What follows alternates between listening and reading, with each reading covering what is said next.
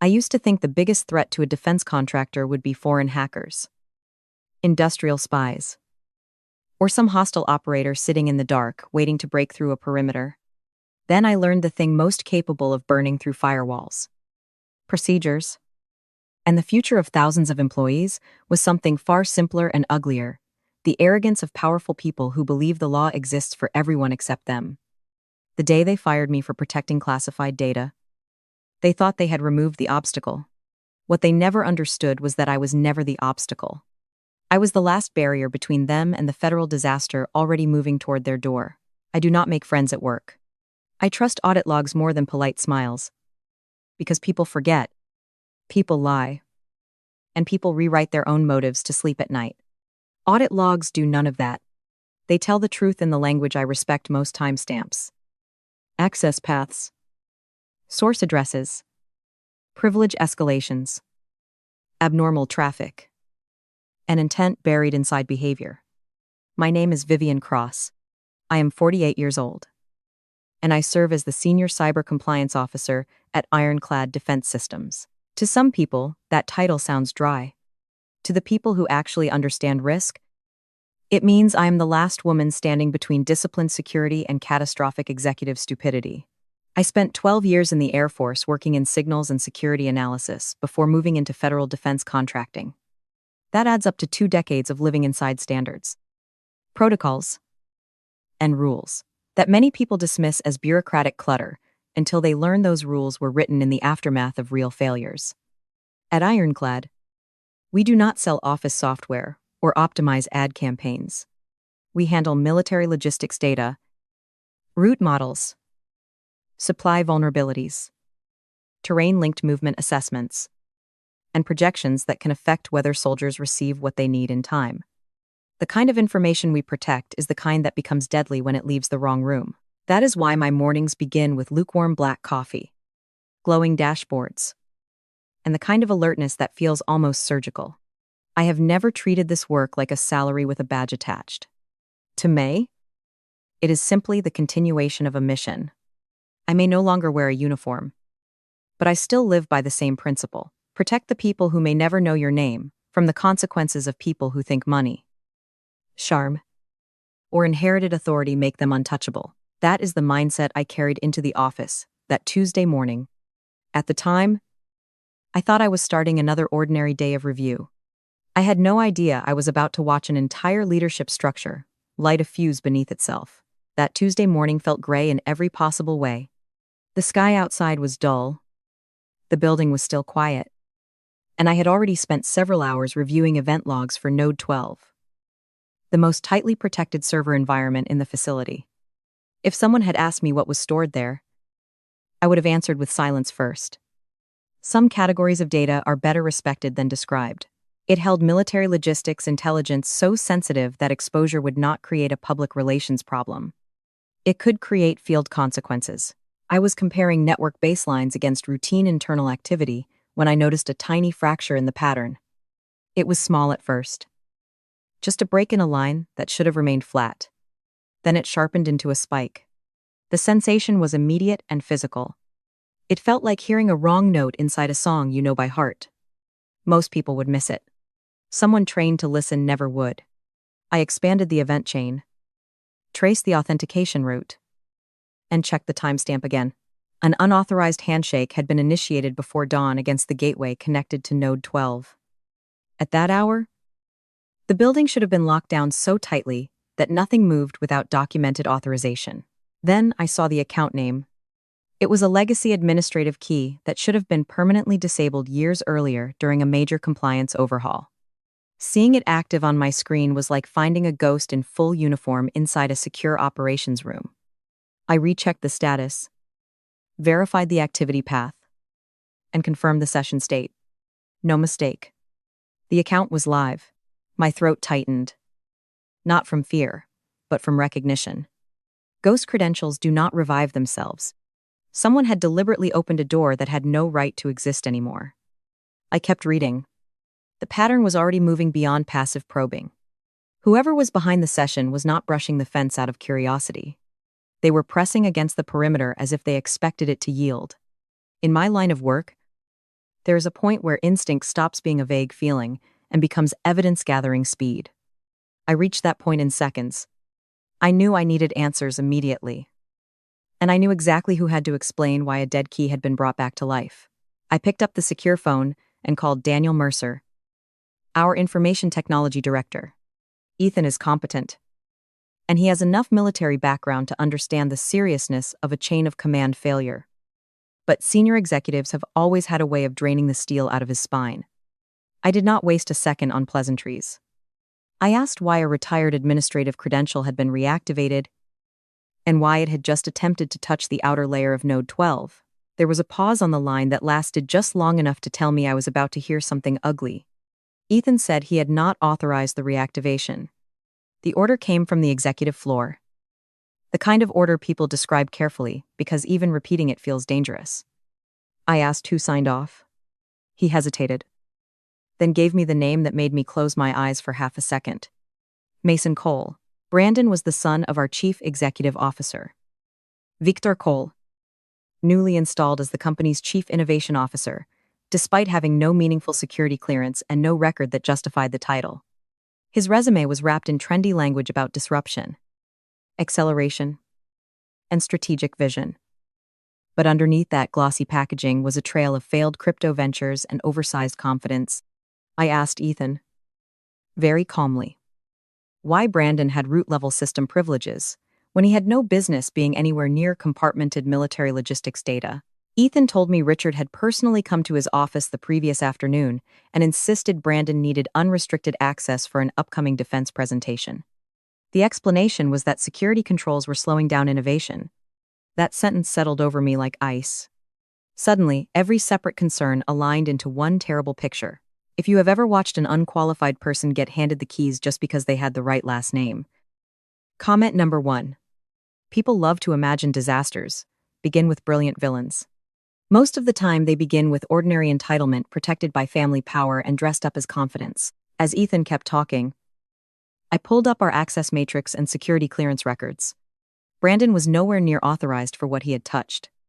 Not even close. At that moment, I stopped thinking in terms of office politics. This was not favoritism. It was not bad judgment. It was the beginning of a federal-grade security breach.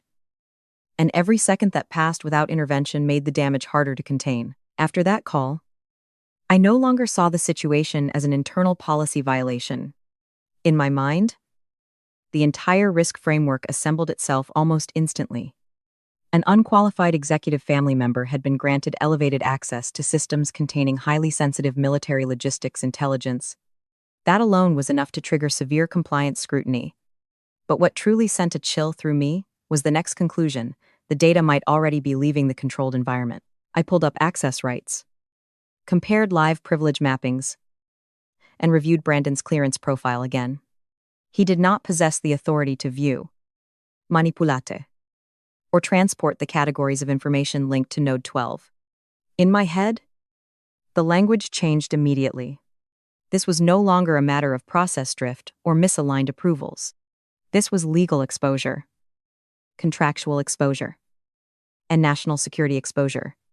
It carried the potential to damage federal trust, destroy active programs, and drag the entire company into a crisis far beyond reputation. Then my primary screen flashed red. Alerts began appearing in rapid sequence, one after another, like tracer rounds. The activity had escalated beyond reconnaissance. A data extraction protocol had been initiated. The projected volume was massive, and the traffic path pointed outward. I stared at the numbers climbing and felt the kind of internal cold that only comes when you realize you are watching a controlled environment bleed in real time. This was not curiosity. This was wholesale exfiltration. I could have marched upstairs and pounded on Victor Cole's office door. I could have shouted, demanded explanations, or thrown policy language in his face. But reactions like that only work on people who still fear consequences. Richard did not, so I did the only thing that actually mattered. I moved to a hardened terminal isolated from the corporate network, authenticated into a secure channel, and began filing a priority incident report to the federal authorities with jurisdiction over this kind of compromise. I did not send it to human resources. I did not send it to the board. I sent it to the people who move when a defense contractor starts playing with classified fire. Every line I wrote was precise, factual, and stripped of emotion. Unauthorized access. Reactivated legacy credential. Sensitive military data at risk. Possible external transfer. Evidence attached. In moments like that, panic is useless. Documentation is everything. I knew I was setting something irreversible into motion. I also knew I was not the one who built the disaster. I was just the one still sober enough to call it by its real name. I remember the moment I finalized that report with almost unnatural clarity. My hands were steady. They usually are when things go bad. Crisis has always sharpened me instead of rattling me. I described the event chain with the kind of precision I trust more than any dramatic accusation: unauthorized access, legacy credential restoration, privileged system interaction, sensitive data extraction indicators, likely transfer beyond approved boundaries. I attached screenshots, timestamps, access evidence, and traffic traces. I made sure anyone reading it would understand that this was not a false alarm or a theoretical risk. It was already happening. When I sent it, I knew I had just triggered a sequence that could never be pushed back into silence. But I also knew something else. I was not the woman who had poured fuel under the structure. I was the woman identifying the fire before the ceiling collapsed. The next morning, the whole company received a mandatory all-hands invitation. The subject line included a rocket ship emoji and a phrase about an innovation breakthrough. I have always hated that kind of childish branding in environments tied to military data. It feels obscene. Like using party confetti at the edge of an emergency. We gathered in the main conference room, a polished monument of steel, glass, and contractor money. Victor Cole stood at the front, radiating the confidence of a man who believed money had always been a substitute for gravity. Beside him stood Brandon, dressed like he was headed to a startup pitch instead of a defense-linked internal briefing. The room felt wrong before anyone spoke. People kept glancing toward me and then looking away. They did not know everything, but they knew something had shifted. I stayed where I was with my arms folded and my expression flat. The way I learned to hold myself years ago, when emotion would only distract from observation. If you have ever watched the person breaking everything become the person holding the microphone, like the video. Justice does not always arrive immediately. But truth is usually already on its way while the applause is still happening. As Richard prepared to speak, I realized the company was about to commit a second mistake nearly as destructive as the first. The theft itself was one thing. Publicly glorifying it as progress would become the confession no defense team could ever erase. Richard opened the meeting with the kind of language powerful men use when they want recklessness to sound visionary. He said the company had spent too long operating defensively. He said we had prioritized safety too much. He said compliance had become a brake on growth. Every time he said the word compliance, I heard contempt under the polish. A few people looked at me, but I did not move. Silence can be very useful when someone else is busy exposing themselves. Then Brandon took the floor. He adjusted a pair of decorative glasses, held his tablet like a prop in a badly cast innovation documentary, and launched into a breathless speech about how he had spent recent days deep diving into our systems. He said he was shocked by compartmentalization, shocked by air-gapped thinking, shocked by the idea that valuable information was being restrained instead of liberated.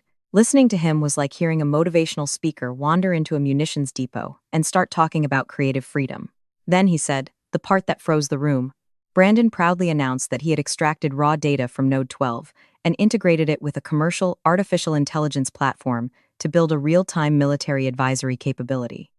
There was no applause. There was no admiration. There was just silence, dense and horrified.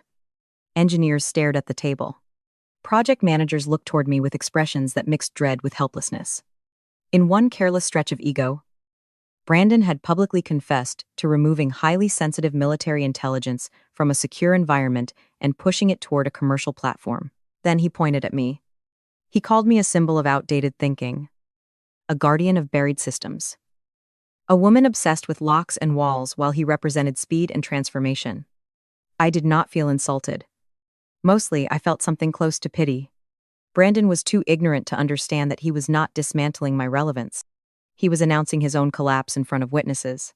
Richard, of course, reinforced the performance.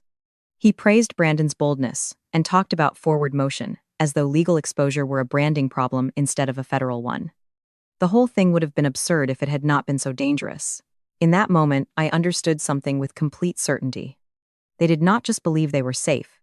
They believed the very concepts of secrecy, discipline, and lawful restriction were old burdens, meant for lesser people. That kind of arrogance is uniquely destructive because it cannot even recognize the shape of consequence until consequence is physically in the room. When the meeting ended, people dispersed with that strange, quiet energy that follows an event everyone knows is wrong but no one dares name aloud. Nobody chatted like they had just witnessed a breakthrough. They moved quickly, avoided one another's eyes, and returned to their desks with the tense body language of people who know they have just stood too close to a future explosion. I went straight back to my office, closed the door, and did what I always do when performance ends and evidence begins. I reopened the logs. Every layer. Authentication shine. Privilege transitions. Physical access records. Packet traces. Outbound traffic paths. Command sequences. Event correlations. Brandon had not exaggerated for effect. He had done exactly what he claimed. Before dawn, the revived legacy credential had launched bulk extraction commands against our most sensitive repositories. The outbound stream then routed toward a young artificial intelligence company, sitting well outside our approved security perimeter. I stared at the destination information and almost laughed from the sheer insanity of it. A defense contractor had allowed the chief executive's son to funnel military-sensitive data toward a commercial AI environment and call it strategic innovation. I preserved everything. Screenshots. Packet analysis. Timeline reconstruction. Meeting footage capturing Brandon's own verbal confession. Then I sent an updated priority report to Agent Nathan Stone, the federal contact I had worked with before. Graham is not a man built for warmth. Every sentence from him sounds measured, heavy, and final. His response arrived almost immediately. Report received. Federal response in motion. Maintien passif surveillance. Do not intervene. That instruction was the hardest part. I had to sit there while Brandon wandered the building glowing with self-congratulation, convinced he had become some kind of transformational genius. Everything in me wanted to rip the power out of the wall and shut him down before he touched another bite. But discipline is not just acting at the first moment you feel justified. Sometimes, discipline means holding still, because a larger mechanism is locking into place. I watched him celebrate. I watched executives nod around him like he had discovered fire instead of spilling gasoline. And through all of it, I kept my face neutral and my hands steady. Because I knew something Brandon did not. Federal systems were already moving. He still thought he was driving the story. In reality, he had become the target package. A couple of hours later, my secure desk phone rang with a pattern that felt more ominous than urgent. The call was from Laura Bennett, our Vice President of Human Resources. Sophie decorated her office with soft colors and motivational quotes, but I had seen enough of her over the years to know she could terminate someone with the same emotional temperature she used to approve office catering. She told me to come to her office immediately and to bring my badge and credentials. In corporate language, that sentence means only one thing. I walked down the corridor past rows of engineers trying to force Brandon's artificial intelligence mess into systems that had never been built for reckless showmanship. Nobody said anything. Fear has a texture in workplaces like that, even when it makes no sound. When I entered Sophie's office, Richard was standing by the window, looking out over the parking lot like a man rehearsing control. Brandon was seated nearby, tapping at his phone with the boredom of someone irritated that adults were still discussing consequences. I sat down, straight-backed, hands composed, military calm intact. Richard said the company had been evaluating culture and future direction. Then he informed me that my visible disapproval during the meeting, my negative body language, and my failure to support leadership had damaged organizational authority. I told him, evenly, that I had said nothing at all during the presentation. Brandon cut in and said that was the problem. According to him, my silence was threatening. My presence was judgmental. And my energy was toxic to innovation. I looked straight at him and said what no one else in that room had the courage to say. Plainly uploading classified military logistics intelligence to a commercial AI environment is not innovation. It is criminal behavior. The room went cold. Sophie slid the paperwork toward me and informed me that I was being terminated for insubordination and for creating a hostile workplace environment.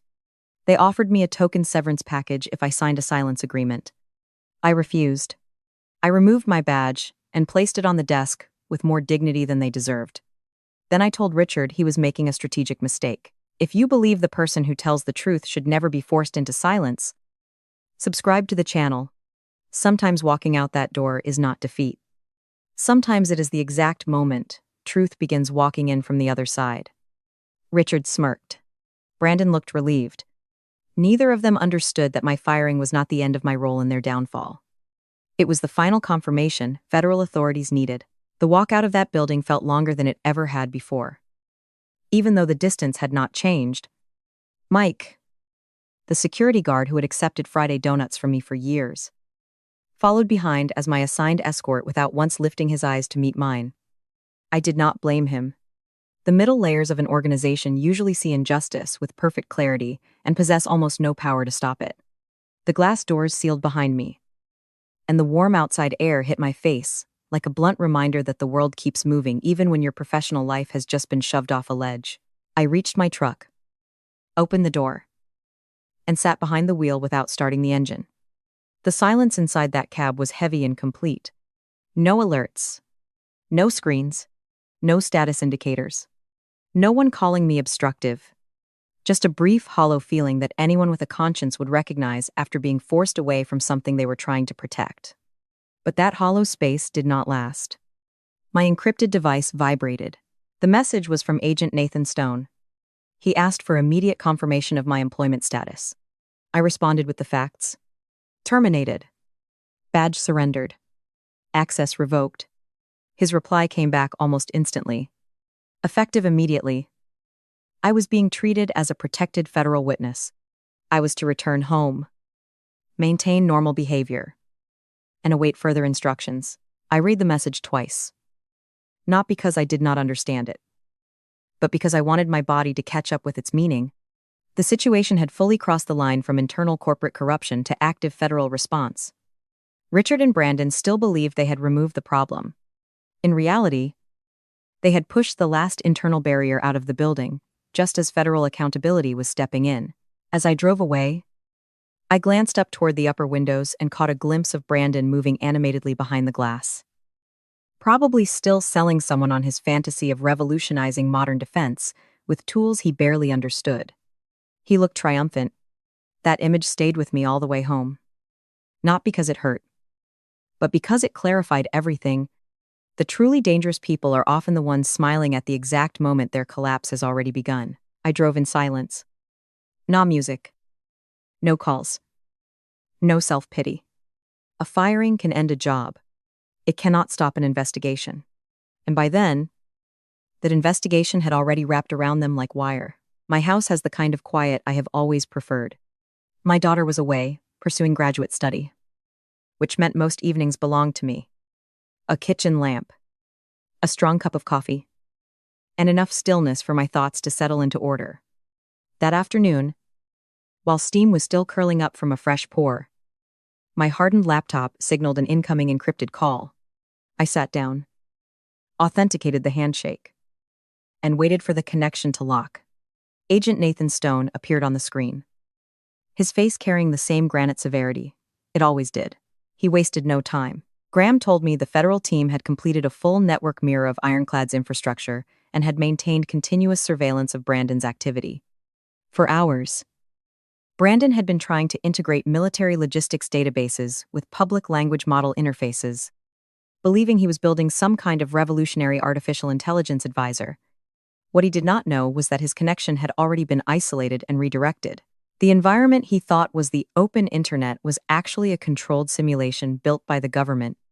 Every packet he sent, every prompt he issued, every data flow he initiated was being captured inside a federal containment framework. That was the first moment all day I felt any real reduction in pressure. Then Graham told me the next day's Pentagon liaison meeting would serve as the operational endpoint. The timing was perfect, he said.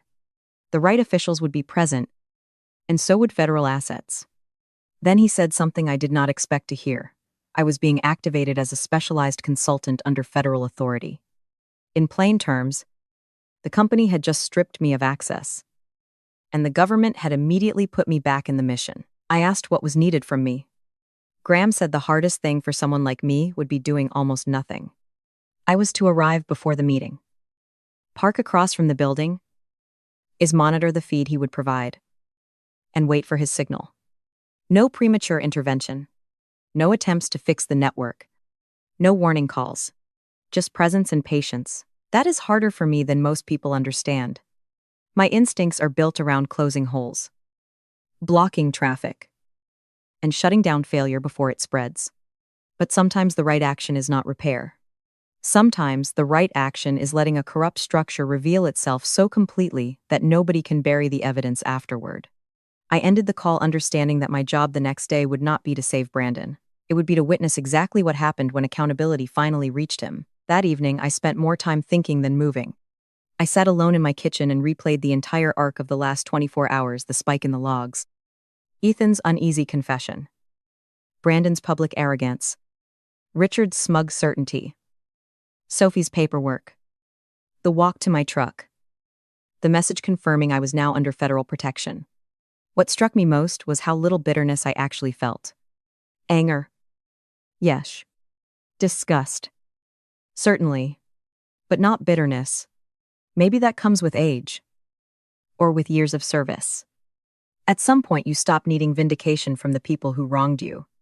You start caring only about whether reality is still strong enough to overrule them. I opened the cabinet where I keep my service firearm secured and cleaned it with the kind of methodical care that has always steadied me. I had no intention of using it.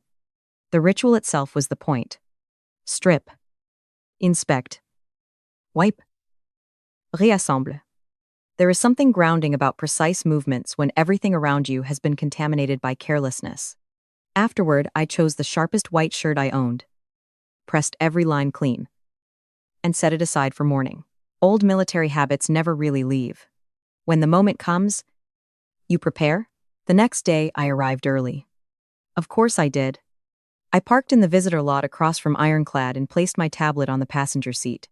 Graham had already sent access credentials for the surveillance stream. Inside the conference room, the setup looked almost celebratory. Silver trays, catered pastries, coffee arranged with unnecessary elegance. Richard paced near the windows, rehearsing confidence. Brandon was connecting his laptop to the massive display. Clearly thrilled with himself, I could hear pieces of their conversation through the audio feed. Brandon bragged that his system could model strategic disruption in seconds. Richard praised him for representing the future while dismissing my team as old methodology. Listening to them was surreal. They were discussing wealth, influence, and the contracts they expected to win while standing on top of an active federal case. I stayed in my truck and watched them prepare as if the day belonged to them. That image mattered to me. Sometimes the clearest portrait of arrogance is not rage. It is confidence at the exact moment disaster has already entered the building and just has not announced itself yet.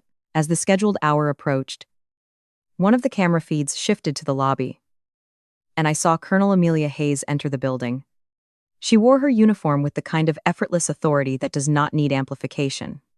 Her ribbons were immaculate, her posture exact, and the people around her naturally adjusted their own movement the moment she passed.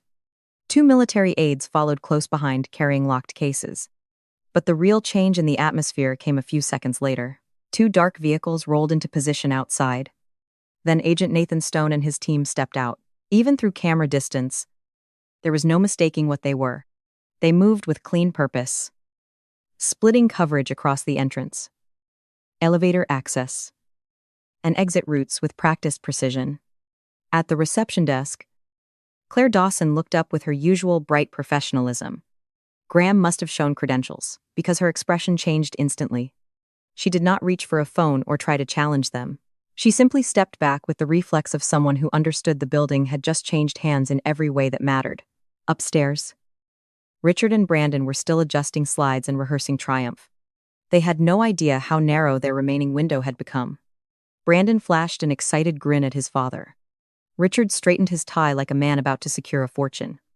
Watching them through the feed, I felt something colder than satisfaction. It was the quiet recognition that some people reveal their truest selves not when they are under pressure, but when they think success is seconds away. My phone vibrated. Graham's text was brief. The building was secure. I could enter. I turned off the screen, drew in one measured breath, and stepped out of the truck. The sunlight felt surprisingly bright. Birds crossed the sky. Traffic continued normally. The ordinary beauty of the afternoon made the moment even sharper. The world was not darkening for justice. It was simply making space for it. I crossed the street at a steady pace, not rushing.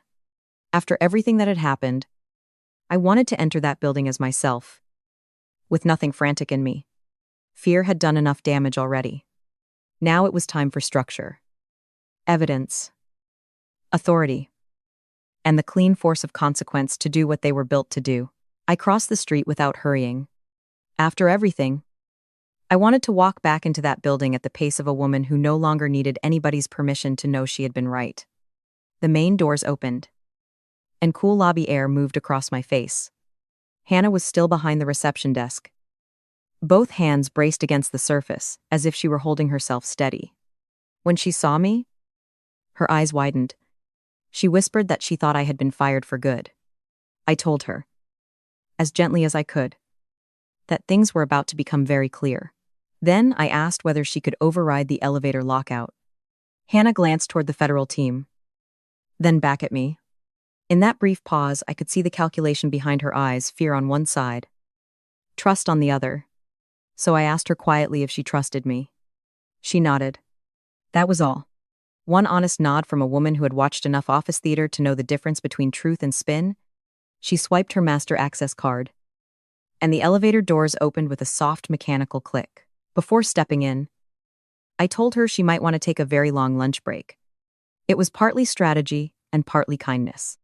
She had chosen the right side at the right moment, and I wanted her away from the blast radius of what was coming. The elevator ride was silent except for the hum of the cables. As the floor indicators climbed, I noticed how calm my heartbeat had become. That did not mean I felt nothing. It meant I had reached the point beyond argument. I was no longer there to win a conversation. I was there to witness consequence. When the doors opened, the corridor was empty. Brandon's voice carried out from the conference room, loud and polished and stuffed with the jargon he always used when he wanted to sound deeper than he was.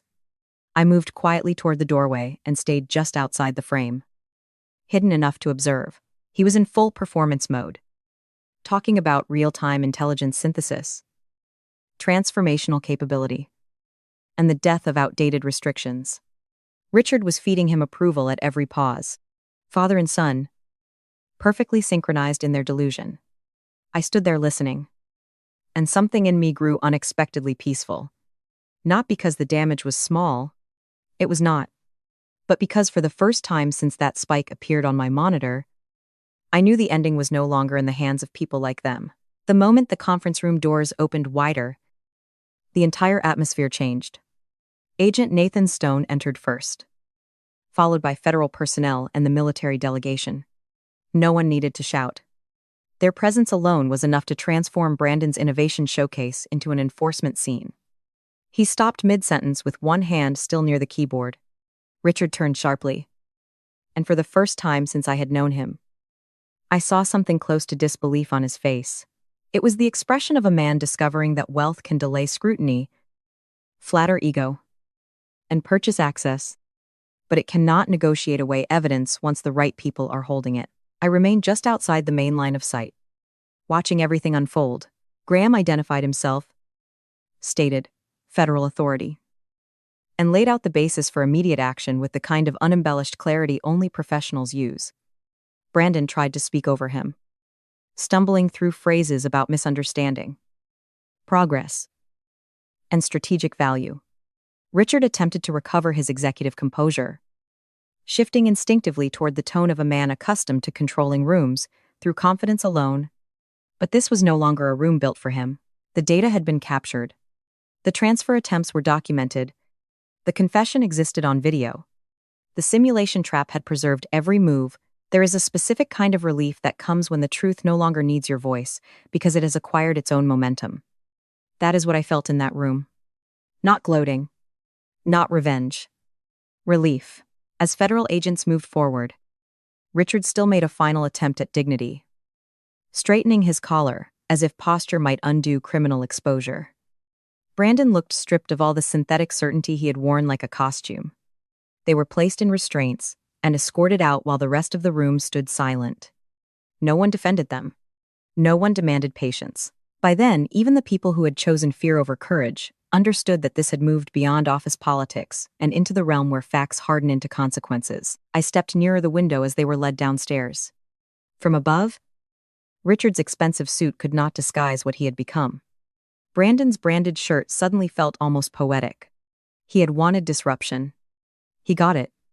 Watching them leave, I understood something I have never forgotten since.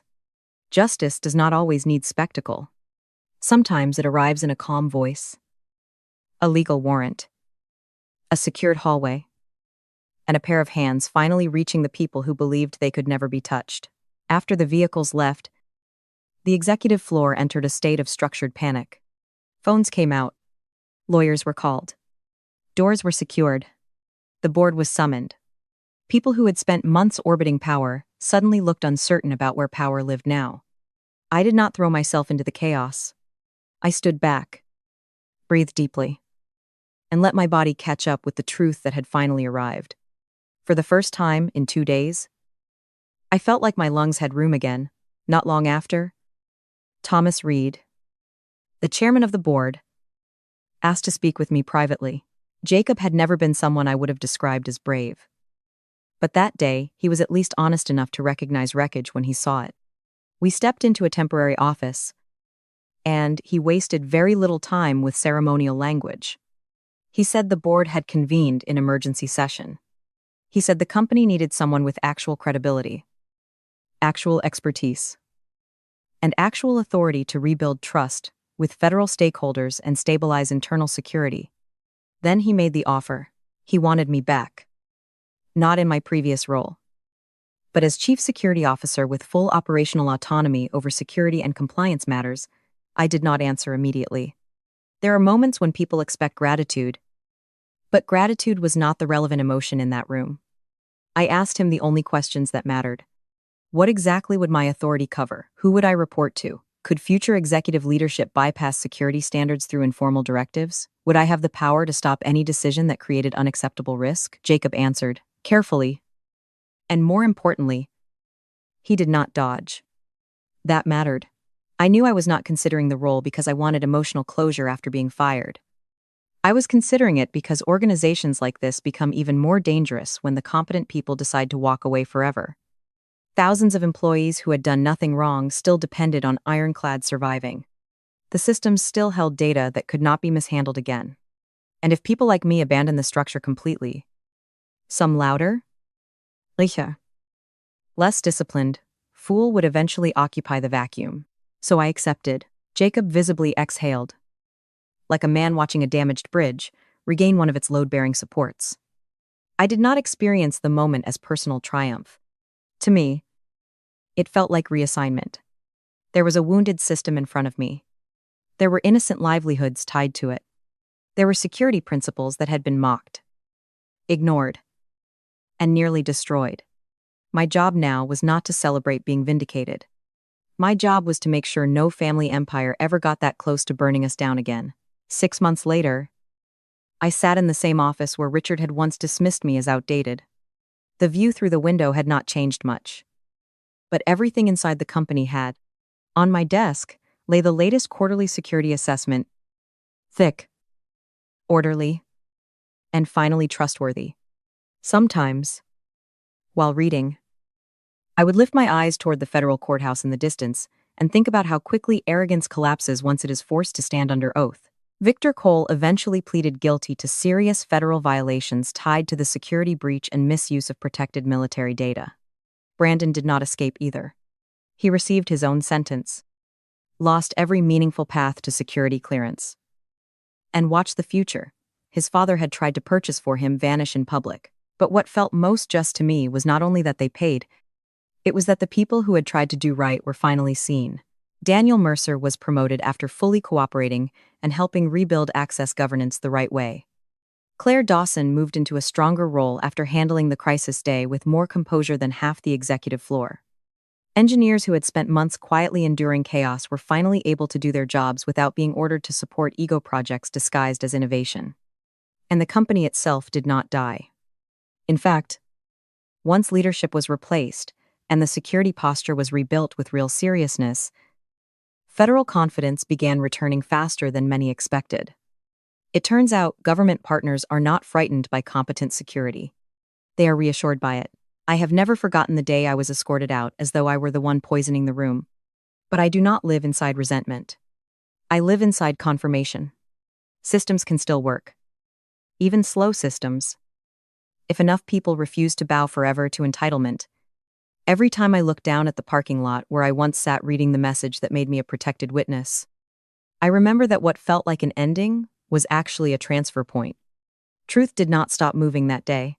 It just changed vehicles and kept going until it reached the people who thought they were beyond reach. That is the part many arrogant people never understand. Delay is not escape. Silence is not safety. And humiliation, when deserved, can arrive with extraordinary precision.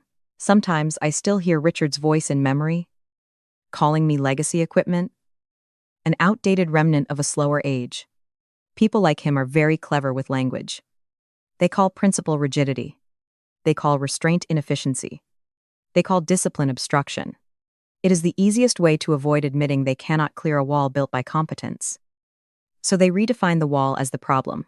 I sat in that room and listened as he reduced 2 decades of experience to a cultural inconvenience simply because I refused to smile at criminal behavior. The longer I thought about it afterward, the more I understood that it was never really about me as a person. It was the reflex of a man who could not overpower expertise. So he tried to brand expertise as obsolete. I am not someone who measures my value by praise. Years in this field cured me of that early. Real worth is not applause when you enter a room. Real worth is what remains protected when you leave it. Is the data still secure? Are the soldiers still unseen by hostile eyes? Are the contracts still intact? Do ordinary employees still have jobs because someone held the line when it mattered? That has always been my metric. By that standard, I knew exactly who I was, even on the day they fired me. That is why I never felt that Richard had stripped me of my identity. He had stripped me of a badge and access to a building. He had not touched the mission underneath either one. I was still the woman who had worn a uniform. Still, the woman who understood that a small failure in an office can become a major failure in the field. Still, the woman who knew some mistakes are paid for by people who never got a vote in making them. So when I sit in this office now, I do not think of it as revenge. I think of it as proof. You can be mocked. You can be sidelined. You can be labeled old-fashioned by people who confuse noise with intelligence, but if you are standing on the side of truth, time eventually forces arrogance to trip over reality. And when it does not matter how expensive the suit is. The floor still feels the same on the way down. People have asked me why I am so uncompromising about process, why I insist on layered approvals, strict access boundaries, formal review channels, and hard stops, even when executives complain that everything would move faster if I loosened up. I never get angry at those questions. Most people asking them have never seen the far end of a preventable mistake. They have never watched a risk indicator climb and understood that somewhere down the line, it might translate into a delayed convoy, a compromised route, a failed deployment, or a real human being, exposed because someone inside an office wanted convenience more than discipline. I do not romanticize what I do. I am not the one standing in the field. I am not the one taking direct fire. But I know that the invisible systems I protect shape decisions that affect people who are. That is why when Brandon called security an obstacle and Richard treated compliance like a nuisance to be softened for a presentation, I did not hear a difference of opinion. I heard contempt for consequence. The deepest pain in this story was never my termination. What hurt more was recognizing that people with immense authority could sit that high in an organization and still lack the basic humility to respect outcomes larger than their own ambition. They treated law as if it existed to inconvenience them. In reality, Law exists to protect the people who are not privileged enough to survive reckless error. Soldiers in the field do not get to beta test failure. Logistics chains do not get to pivot after exposure. Human lives do not recover because an executive sends an apology memo after experimenting with arrogance. So when I continue signing off on stronger controls, rejecting flashy but irresponsible shortcuts, and forcing hard conversations about access and accountability, I am not doing it because I enjoy controlling other people. I do it because somewhere beyond all these walls are people I may never meet. And they deserve at least one stranger in a secure building who takes her part of the mission seriously. That is the moral line I live by now more than ever. Rules are not there to flatter careful people. They are there to restrain careless ones, before the careless decide everybody else can absorb the cost. The first weeks after my return were a true reconstruction effort, not the decorative kind executives love to turn into slides, but the real kind that starts by digging into every dangerous assumption left rotting under the floorboards.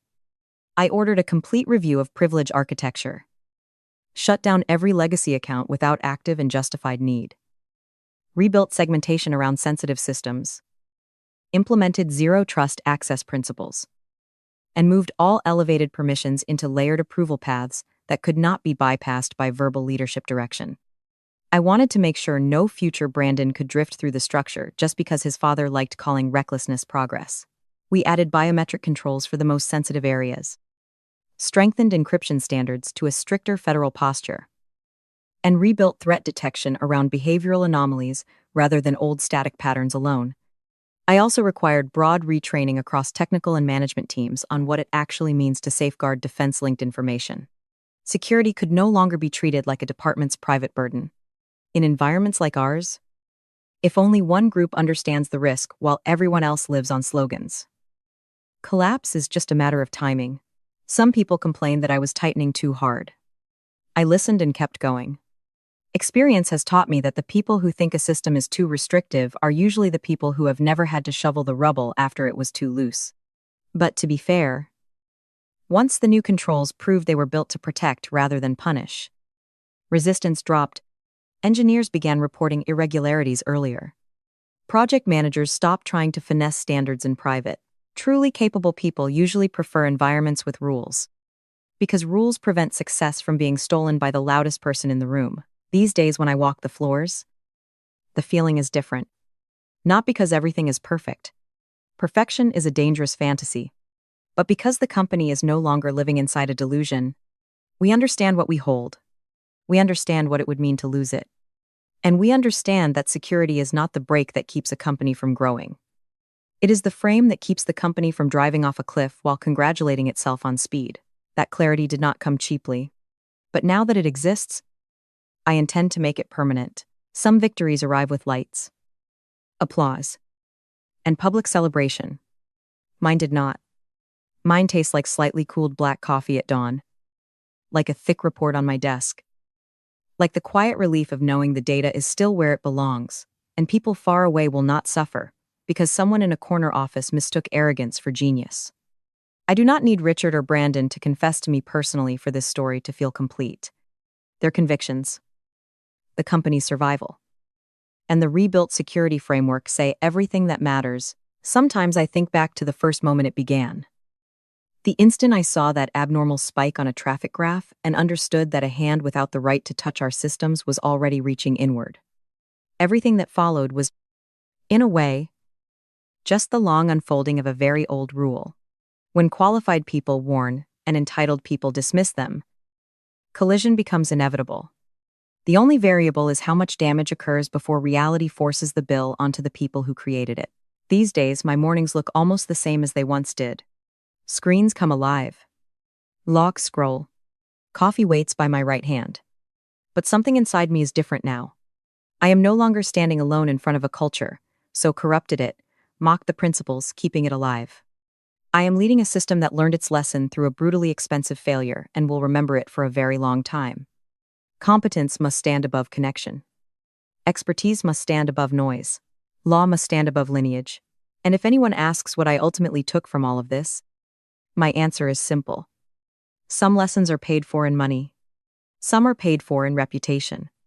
But when people deliberately treat limits as decorations, Some lessons are paid for in federal restraints, prison sentence, and futures that close like steel doors. As for me, I just keep doing the work. Sam mission. Same duty. Protect people who will never see my face from those who always think they are beyond reach. That has always been enough for me.